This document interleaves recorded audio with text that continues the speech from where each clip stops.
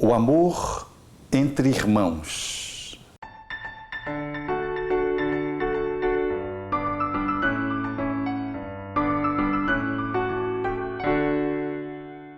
Dentro do sistema familiar, há o subsistema fraternal, ou seja, aquele que emerge quando surge o segundo filho. Uma família, quando dispõe apenas de um filho, é muito mais desafiador, porque a criança não tem uma outra criança para servir de estrutura para o manejo educativo, que se faz mais fácil para os pais. Ter um filho só é sempre muito mais desafiador para os pais e desafiador para o filho ter apenas os pais como referência sem um irmão no processo da convivência familiar. Quando surge o segundo filho, surge o sistema fraternal. A possibilidade da interação entre os espíritos que reencarnam nessa posição da família enquanto irmãos permite o desenvolvimento de inúmeras competências. É que nesse relacionamento a liberdade, direitos e deveres vão sendo ensaiadas gradualmente na medida em que eles desenvolvem o processo da convivência. É nessa estrutura microsocial que as crianças vão aprendendo a respeitar uma a outra,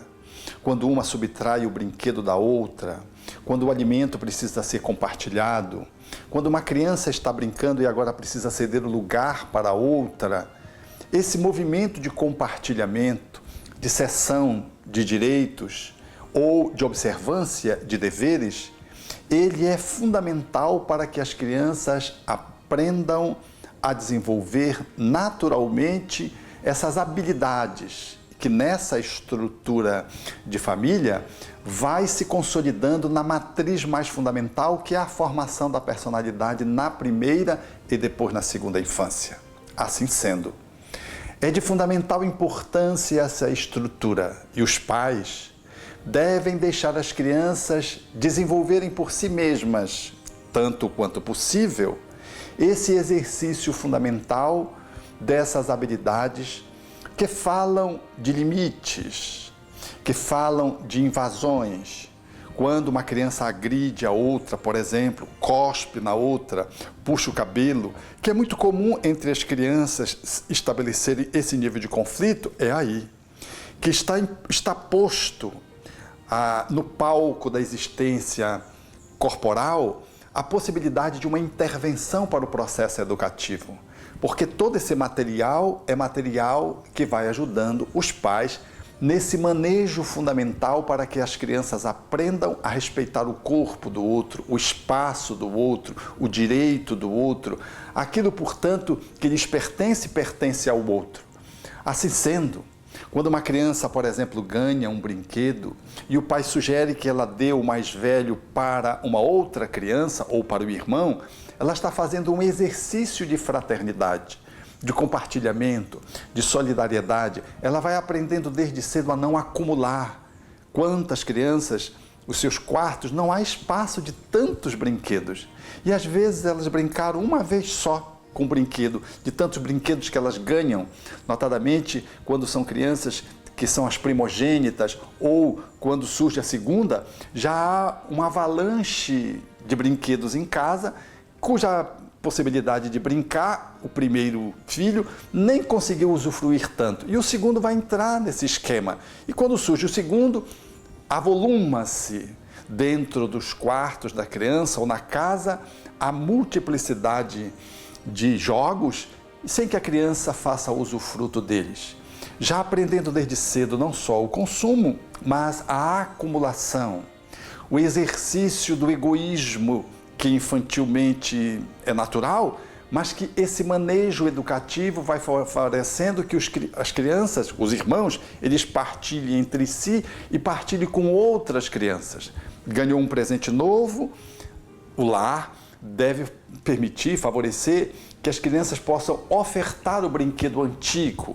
não o emprestável, o brinquedo que está em boa condição de uso, para que as crianças não aprendam apenas a dar aquilo que está sobrando e que está sobrando que não presta. como habitualmente nós observamos entre a conduta dos adultos. Desentulham, não compartilham com os outros, oferecem aquilo que não pode ser nem reciclado, por assim dizer, mas oferecem para os bazares. Aprenderam quando eram crianças. Assim sendo, nesse espaço infantil é o espaço de excelência, para que a criança aprenda as virtudes da alma, que lhes vão permitir, mais tarde, o desenvolvimento de uma cidadania saudável, porque é enquanto criança que nós vamos forjando a personalidade para formatarmos o homem adulto, que mais tarde vai se colocar na sociedade de uma forma mais adequada. É nessa circunstância que, quando a criança traz da escola algo que não lhe pertence, ou que pertence ao seu coleguinha, os pais vão fazendo esse manejo para que eles devolvam isso de forma tal que a criança vai aprendendo o que é dela, o que não é dela, de que aquilo que é dela é circunstancial, que depois ela vai passar para o outro. E é dentro dessa relação fraternal que isso vai se estabelecendo de uma forma rotineira, desde o deitar na cama, escovar os dentes, quem faz primeiro, quem faz por segundo, quem é que vai para o primeiro quando tem um brinquedo só, quem é que brinca primeiro com o brinquedo, depois ceder para o outro. Esse é um exercício fundamentalmente importante para que as crianças aprendam a respeitar e a serem solidárias. Virtudes que fazem muita falta hoje no mundo dos adultos, porque as crianças, na atualidade e outrora, como que não foram contempladas com intervenções e com possibilidades de convivência nesse espaço fraternal que lhes pudessem desenvolver essas habilidades fundamentais. Então, quando os pais devem intervir nesse subsistema para ajudar os filhos? Vejamos.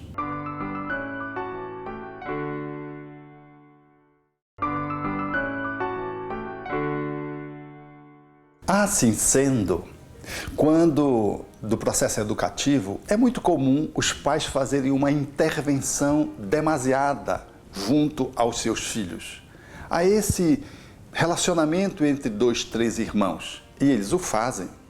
tentando resolver todos os problemas dos filhos, e assim suprimem a possibilidade do exercício dos filhos por si mesmos, irem aprendendo essas competências. É de bom tom, portanto, que os pais se reservem, empurrem os filhos, por assim dizer, para que eles se resolvam entre si e fiquem supervisionando a forma como eles lidam com as questões, a fim de que um não usurpe sobre o outro, a fim de que um não manipule o outro, e assim o pai vai olhando a mãe e, quando necessário, os pais então fazem as intervenções. Depois que os filhos esgotaram entre si, de conformidade com as idades, a resolução dos conflitos, fizeram os encaminhamentos adequados nas brincadeiras, nas ocorrências familiares e não deram conta de poderem equacionar dificuldades e desafios, então é nessas circunstâncias que os pais entram para poder fazer o manejo, ensinando os filhos, refinando aquilo que os filhos não conseguiram fazer. E quando o pai e a mãe fazem isso, ou os adultos, os educadores, a estratégia do diálogo também é refinada, porque os filhos aprendem a dialogar quando são crianças. E os pais são os seus modelos. E assim sendo, quando o pai, ou a mãe, ou o tutor, ou o educador faz a intervenção, eles vão usar a estratégia do diálogo, de falar, ouvir, pensar naquilo que foi dito, reflexionar, para poder fazer o processo de cessão, o exercício da paciência, da tolerância, o tom da voz. Então, é efetivamente um verdadeiro laboratório do diálogo, que é uma das grandes fragilidades no campo dos adultos e no campo internacional da diplomacia. Assim sendo, os pais fazem a intervenção depois que os filhos esgotam as suas possibilidades, funcionando como mediadores e autoridades que são, para fazer o equacionamento das questões que os filhos esbarram enquanto dificuldades que eles enfrentam entre si mesmos. É natural considerar que espíritos reencarnem, trazendo afinidades e, às vezes, processos de inimizades que estão embutidos dentro do projeto familiar, naquela família, entre espíritos que não são afins. É muito comum encontrar entre os irmãos a reencarnação de espíritos antipáticos e a resolução de possibilidades conflituosas, ela se torna mais desafiadora, porque inatamente surge no outro ou em ambos os irmãos as dificuldades para poder lidar com questões às vezes banais, revelando de que eles trazem nós que precisam ser desatados de outras vidas. A estes filhos, nesse sistema fraternal, é que cabe aos pais uma intervenção mais judiciosa, mais atenta, porque são almas conflituadas entre si antes de renascerem, exigindo dos pais uma mediação, mais do que diplomática, amorosa, dando continência aos filhos, consistência para que os filhos possam ir aprendendo algumas habilidades, entre elas o perdão, que faleceu numa outra existência e que ressurge hoje numa intolerância quase que gratuita ou num ciúme desmedido entre si mesmos, na relação com os tutores, com os pais. E é nessa circunstância que os pais precisam ter muito refinamento pedagógico para fazer intervenções amorosas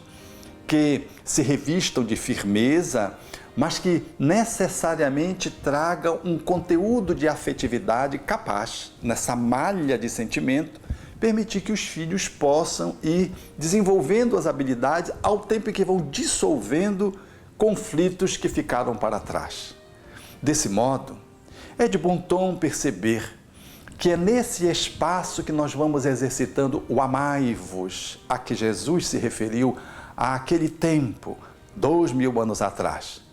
E é nessa estrutura que a família vai consolidando os seus laços, por assim dizer, sufocando ou transmutando o egoísmo que é próprio da condição humana e que embaraça as relações sociais nas suas múltiplas facetas. E esses laços, que devem ser naturalmente mais firmes de família, eles vão se consolidando na medida que essa educação vai sendo feita dentro dessa formatação, ensejando que possamos desde pequeno estarmos já forjando o homem adulto, a mulher adulta, que mais tarde não vai viver só a fraternidade consanguínea, não vai mais considerar só a sua família biológica,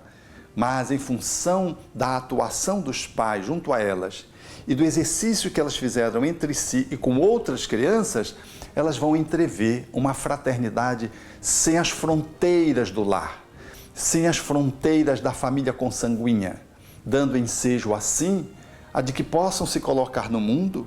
a partir dessa estrutura doméstica, quando aprenderam quando crianças, a poderem se projetar para a sociedade, assegurando uma performance da qual hoje nós necessitamos. Precisamos ver a humanidade como a nossa grande família e precisamos nos entrever, espíritos que estamos encarnados em diferentes raças, diferentes gêneros, em diferentes modalidades sociais, estruturas de cultura, precisamos nos ver como irmãos. E só conseguiremos fazer isso se aprendermos, quando formos crianças, a podermos olhar para o nosso irmão diferente e aquele que a gente não tem simpatia, que é a nossa encrenca do passado, como alguém que precisa ser respeitado nas diferenças e precisa ser amado a despeito de tudo, com a mediação, entre aspas, diplomática dos pais, ou seja, amorosa dos tutores, que vai favorecer de que possamos esculpir o modelo do homem que, mais do que cidadão, é um homem de bem colocado na sociedade a serviço da transformação planetária.